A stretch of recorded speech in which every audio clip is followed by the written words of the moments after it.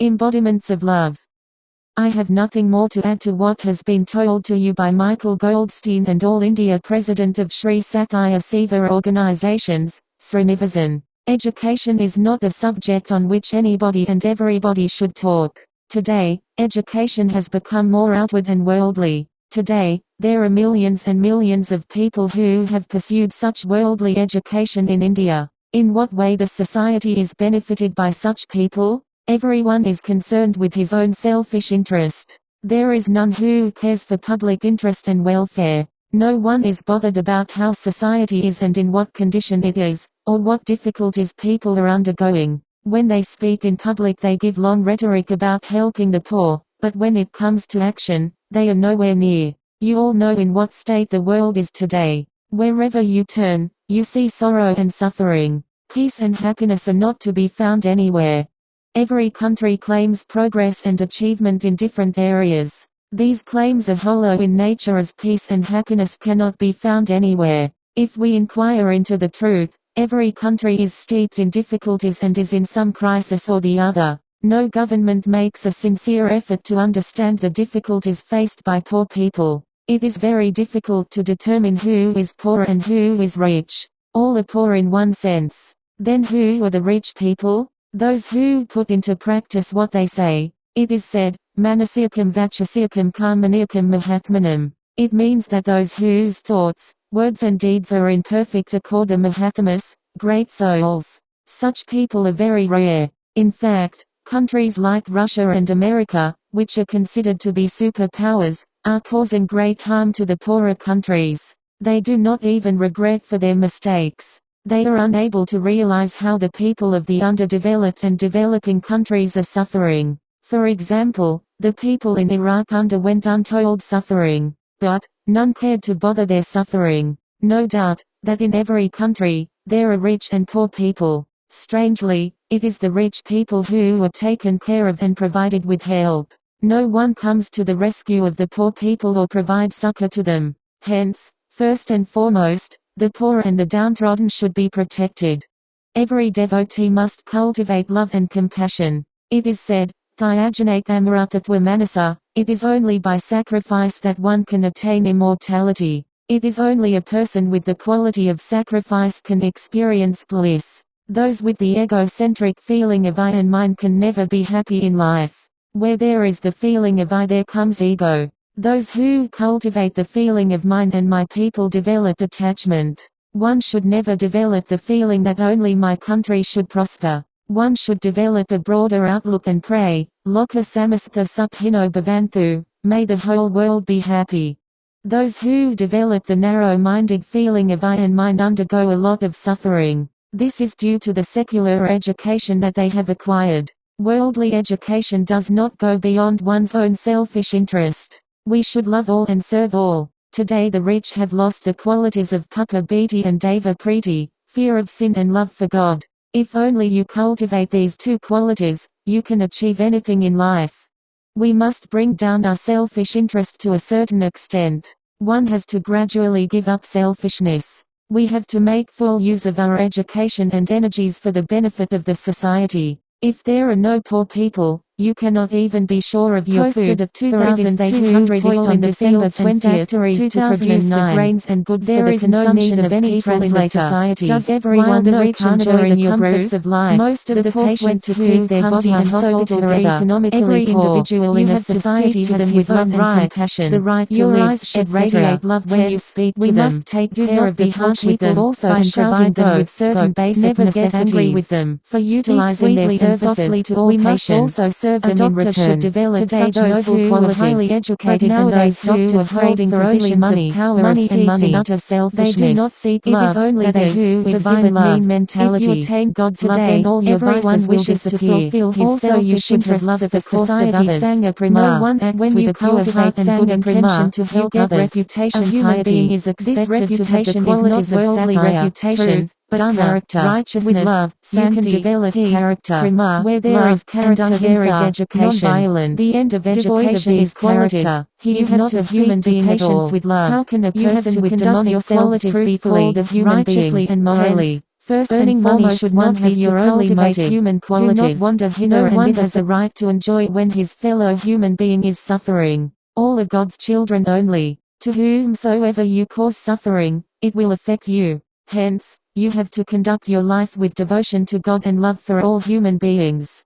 All should remain united. Where there is unity, there shall be purity. Where there is purity, there is divinity. You all have to lead your lives keeping in view these three aspects of unity, purity and divinity. You should not remain unconcerned with others' difficulties and suffering. Treat their suffering as your own. The one God dwells in the hearts of all people. Iswara Sarvabhutanam. God is immanent even in ants and mosquitoes. There should be compassion in your heart.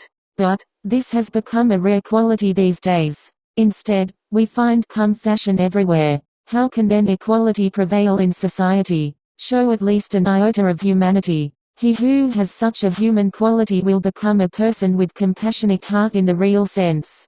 Lust, anger, hatred, jealousy, pride, etc., are animal qualities. The real wealth of a human being is noble qualities like love, compassion, righteousness, sacrifice and truth. It is only when a person has these human qualities that he can be considered a human being. Unfortunately, today people are human only in form, but qualities are those of animals. What is important is not the form, but qualities. You cannot be sure when difficulties will confront you. Every action, karma, has its reaction, result and reflection. If you hurt others, surely it will have its reaction. It is only when you recognize this truth and conduct yourself accordingly that you can be called a true human being. You talk to any student of our institutions, even primary school children will explain to you the human qualities very clearly. The human values have therefore to be cultivated right from childhood. The boys and girls should grow in human values. Even elders can learn from such students. Now, about truth. From where did truth come? It has not sprouted from the earth nor has it descended from the sky. Its origin is not north, south, east or west. Truth is firmly installed in one's own heart. If you develop your inner vision, you can surely recognize truth there. Where there is truth, there righteousness is. When truth and righteousness go together, love emerges from the heart. From love comes peace. When peace and love go hand in hand, non-violence reigns. We have to understand the interrelationship between the five human values, namely, truth, righteousness, peace, love and non-violence. All these human values are embedded in our own inner being.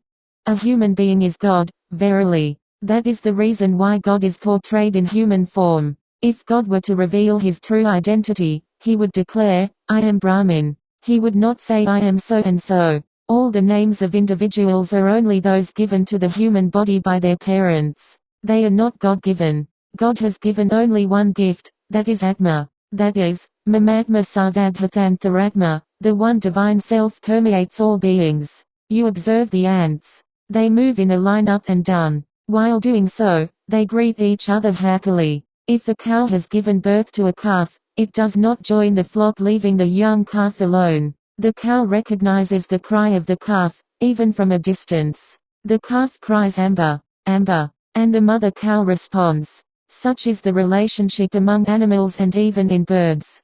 In the Ramayana story, a hunter saw two birds happily spending their time in each other's company, perched on a tree. The hunter shot an arrow and killed the male bird. Unable to bear the separation from her beloved, the female bird also died soon thereafter. Sage Valmiki, who witnessed this pathetic scene, uttered a sloka, even without knowing it. It came spontaneously from his mouth. That sloka, grief, became the inspiration for the great epic Ramayana. Thus, the birds and animals also love each other. How then can a human being lose such a noble quality of love? Today there are many things that a human being can learn from birds, animals and even beasts. But, the human being is least bothered to learn these lessons. I have been teaching many good things since decades, but you don't listen. Even if you listen, you don't put them into practice. If somebody abuses you, you feel sad.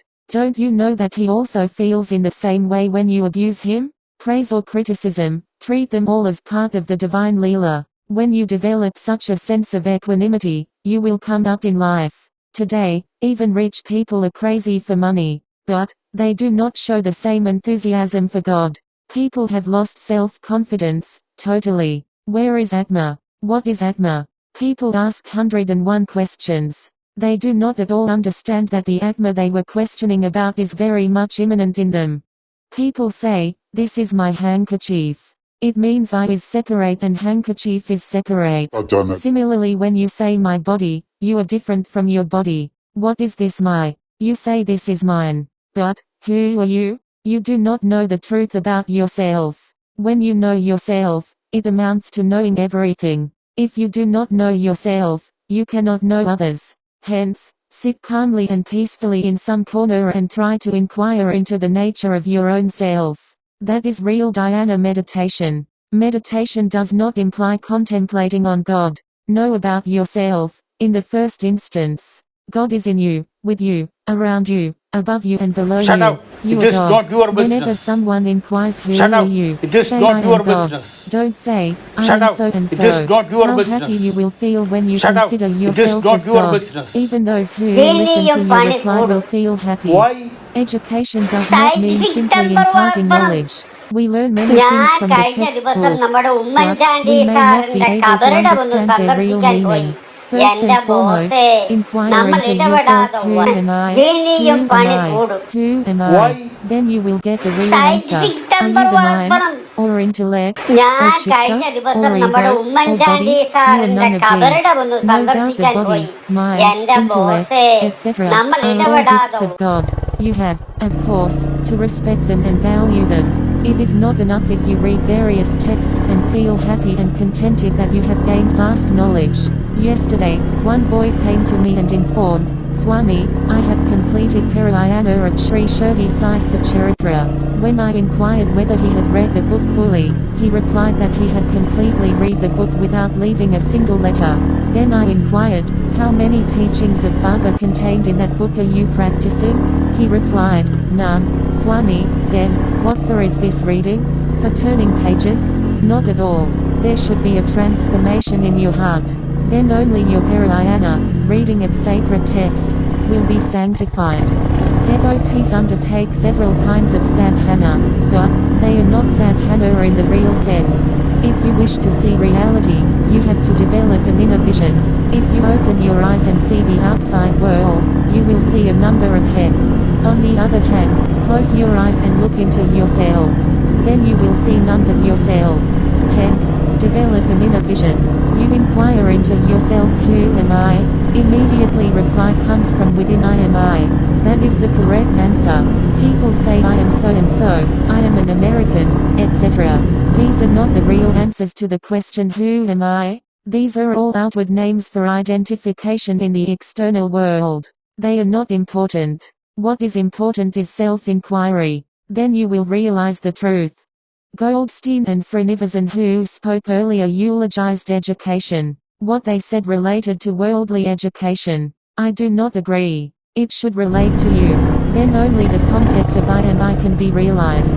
Tomorrow, I will provide answers to some of your questions that bother you in your daily life. I am sure very soon you will realize divinity. I do not wish to speak about modern education. That everybody will do. Reading books and gaining worldly knowledge is not great. This is only bookish knowledge. You must gain knowledge of your own self-inner being. That is real knowledge. That is changeless and eternal. Truth is only one, not two. Truth is God. Righteousness is God. Peace is God. Love is God. Know this. Love is God. Live in love. If you cultivate such selfless and divine love, you can achieve everything in life. God is one, goal is one. If you develop firm faith in this maxim, you can understand everything. Your experiences and enjoyment in this material world are not important. They are not true. Behind these momentary experiences, there are some eternal values to be cultivated, some human qualities to be developed. These values and qualities have to manifest from within, not in the outside world. That is educare. Educare means bringing out the latent qualities and values from the core of our inner being. The books you read in the outside world relate to education. But, this is educare. What is needed today is educare. If people develop educare, all will be united.